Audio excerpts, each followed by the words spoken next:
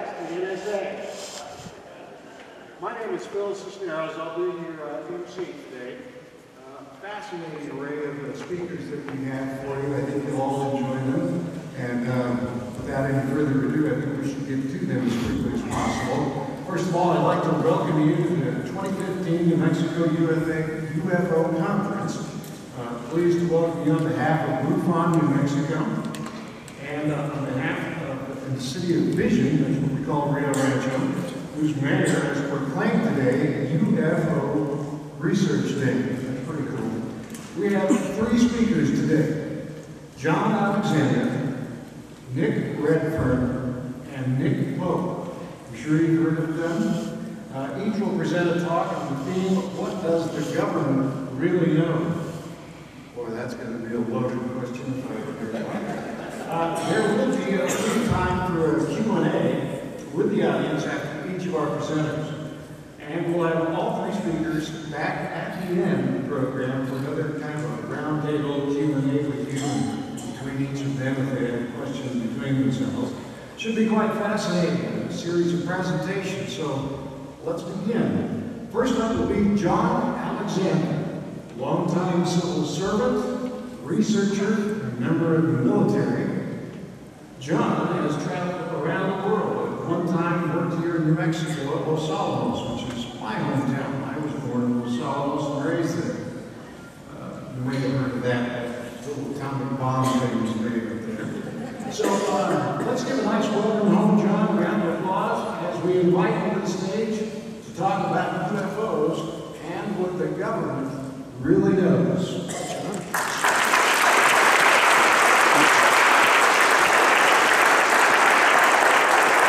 Afternoon. Pleasure to be back in New Mexico. I used to live up in Santa Fe, and my second career was at Los Alamos National Laboratory, which had nothing to do with UFOs, I might mention. This will be kind of flying, and we're going to hopefully cover a lot of material. But first of all, I'd like to tell people I have an agenda. I'm pretty straightforward about this. I think it's imperative for these phenomena that we enable senior scientists to get involved without risking their reputation and career. I've worked at very, very high levels in boards. You'll find people who say, yeah, I'll talk about it, but don't tell anybody in public, because you can, risk your reputation or career if you become associated with these phenomena. I have ended up studying almost all of these areas. And one of the problems that I see is we tend to stovepipe the UFO. People talk about UFOs. Again, I was the past president of my doctorate in thanatology and near-death studies, was the past president of IONS with the remote viewing, on the founding board Remote Viewing Association.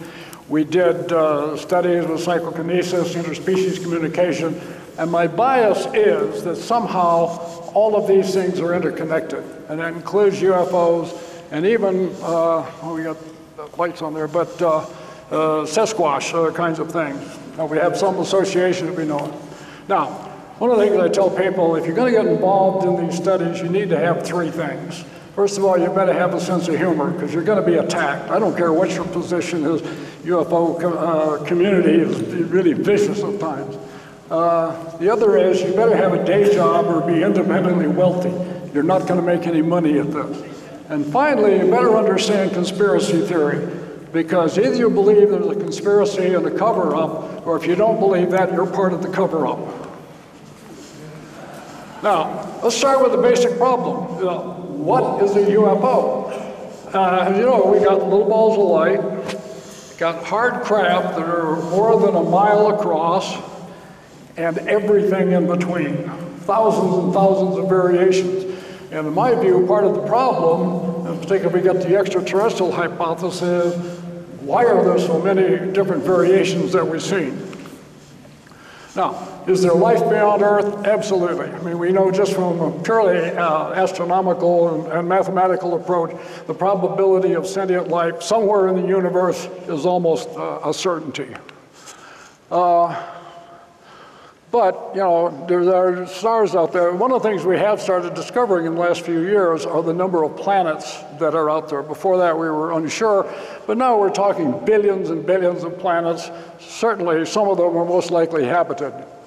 Now, here's the spectrum of belief systems, and I'll tell you now. You've got debunkers over here that are just flat, it can't be, therefore it isn't. We've got skeptics that say, well, I'm not so sure, I haven't studied it.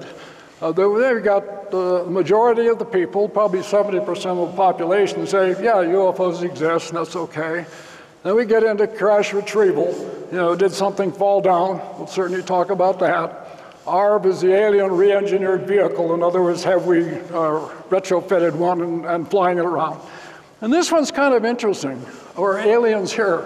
There was actually a global poll that went out that 20% of the population of the world, this wasn't the US poll, but a global poll says, that they believe that not only are aliens there, but they're here walking among us. Now, this is a popular opinion. I take on MUFON here, the shirt that says, doing the Air Force's job. Yeah, not really. Now, another thing you constantly see out there is the government denies the existence of UFOs. Again, not true. There were some early documents that came out into this, but if you look at, this is the famous Twining memo, 1947, and he says, this phenomenon is real, it's not an illusion and that. Now, by the way, we'll talk to Roswell later. It's interesting, this was a top secret document, talking internally to the Air Force, says there's absolutely no hard evidence. So the timing on it was quite interesting. But they said, this stuff's real. The government has not really denied reality. You go back to 1952, this big sighting over Washington led to the Robertson Report. And they actually scrambled UFOs. Many of you know this history. But the conclusion of the panel was they're worried about it clogging communication, that it might mask a real threat. And remember, the timing, some of the people here are old enough to remember that this was a different time. This was early in the Cold War. And we thought that at any minute we might be nuked and whatnot. And they're worried about the public might induce hysteria. Famous Condon report, the Colorado report. Reality is, Condon was right. The misperception is that Condon was not asking, are UFOs real? The question to Condon was, are UFOs a threat? And it's been, like half a century, haven't had an invasion. So the answer about no threat is pretty accurate. Now, there's a lot of misconceptions. First of all, Condon really didn't even participate, and yet he wrote the recommendations and conclusions without being involved in his own study. He was predisposed to begin with. Now, they say the problem that I deal with in the scientific community is the misperception that this was a thorough investigation. It really wasn't. Pay on it started out at about $250,000, which in government dollars even then, that was not a big deal. But the scientific community to this day believes that it was thoroughly investigated when it wasn't. But it did meet the Air Force's objective. What the Air Force wanted to do is just make this go away. And so this was the ability to pass it off to something else. Now, what I did when I was still on active duty, I put together a group, TSSCI, for those who know what it is. The participants came from all of the services, from the intelligence community, and from aerospace industry. It was an old boy net, had to know who you were. And there were no written reports. And one of the things on FOIA was getting hot at those days, so we insisted that there were no written reports. So if anybody asked, it would not be found. But what we found was not what we expected. This is what we expected. Remember, Raiders of the Lost Ark, the big thing. We thought probably was a crash, got stuck away. They looked at it and said, what the hell, we can't figure out what this is. We'll go park it until and come back and look at it later. However, what we end up with, I just did an interview and pointed out that about 95% of all sightings are explainable. Maybe not at the time, but there are atmospheric, and particularly now with drones, there's a lot more things flying around that are going to be misidentified. But they have prosaic answers. But the problem is you end up with about 5% that you really cannot explain.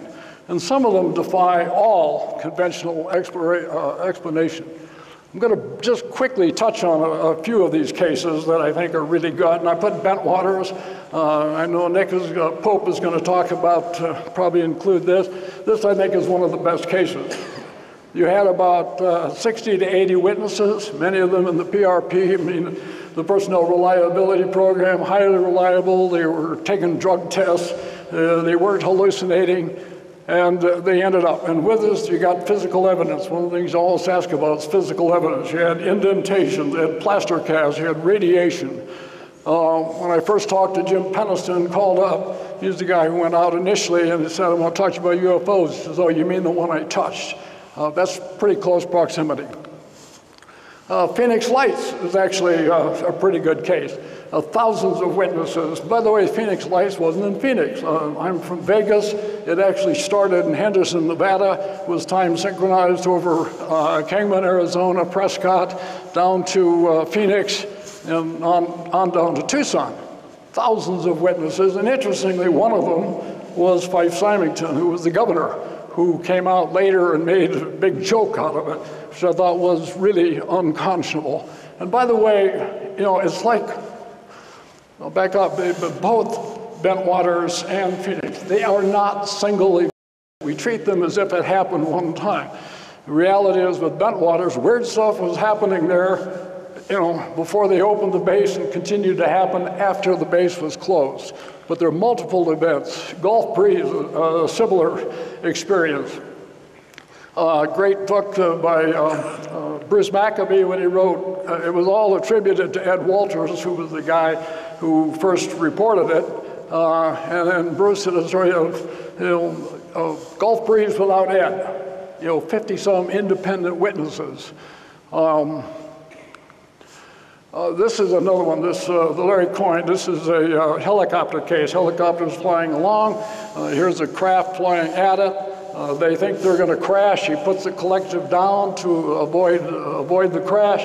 All of a sudden, like a tractor beam, they're getting pulled up. And even though the collective is down, he should have been at 3,000 feet a minute down, they're getting picked up at higher levels. Again, independent witnesses, you had all the people on board, independent witnesses, a very, very strong case. This one in Costa Rica is really quite interesting because this was an anomaly. The plane did not see it. The government aircraft taking pictures did not know until they got back that they had it. What's unique about this is the plane is above the UFO, shooting down, which also gives you some reference that you don't normally have. There's the B-52 case. This is one of the B-52s coming back in. He gets called from the tower and say, hey, I want you to go fly over something. What are we looking for? They say, you'll know it when you see it. They flew over it with the crew, and that's what they saw. Here's an object several hundred feet long, 100 feet wide, glowing, sitting off the ground. Now, in addition to the crew flying over it, you got folks on the ground. So you had a number of ground witnesses, 16 others, including Air Force personnel, who saw this thing hovering around. The reason I put Blue Book as a disgrace on this, they said they misidentified Venus. You say, well, how the hell did B-52 fly over Venus? But these were the kinds of reports. Oh, they also got it on radar. There's thousands of cases of aviators. This is just a few, some you're familiar with. One I like is the United flight. It's flying between San Francisco and Boston. He's driving along on autopilot. Air traffic control comes up and says, flight, what are your intentions? And they said, what? And they said it turned out that they were watching the UFO off the wing, and it's taken them off course, a lot of electromagnetic interference. But these cases just go on and on. This is a case that popped up. It's actually in the paperback version of the book. This is a guy who contacted me, happened to live in Vegas. He's actually an American airline, should have been an American airline pilot, but he was also a Marine aviator, flying along over Pensacola with 5 other naval aviators, and they see and interact with a UFO. Again, contact air traffic control, who does not see anything in their area. but they stayed with him for about 5 minutes, and it disappears. Now, Nick's going to go in and talk, and this is kind of interesting, so I exposed him in the book. When I was at Los Alamos, I had a call from an agency and said that Sir Ron Uxborough wanted to come and see me. And that was the total explanation. So he came in, we had a nice talk. Most of the work that I do was not in this area, and I was talking about non-lethal weapons, international security officials and all that. He left, and I got a call and said, "Boy, you really blew that." I said, "What's that?" He said, "Well, he wanted to talk about UFOs." I said, "Well, that's interesting." We were sitting there alone. Why didn't he just tell me that that's what he wanted to talk about? So I was in London on a study for NATO. And he had retired. He was the chief scientific advisor for the MOD. So I went to the university where he was now a rector, and I saw him, and we had this discussion. And he was asking me about UFOs, and I said, "Well, why don't you ask Nick Pope? He was your guy in MOD who handled it." And he goes, "Nicky? Why, Nicky's father was my deputy." Now, the people in the UFO community know Nick Pope, obviously, sitting over there smiling. It turns out in the scientific community, Nick's father is better known on both sides of the pond for his work. He also had been the director of Farnborough, and actually now at the University of Exeter have the Jeff Pope thing. My point here is that the chief scientific advisor in MOD doesn't even know that he has a desk, even though he knows the person, who's handling it. Is that quote right? He said, I think Nick had told me one time, he had asked his father about it. When his father had Farnborough, he said, "Hey, if we had one of those, it would have been in my hangar."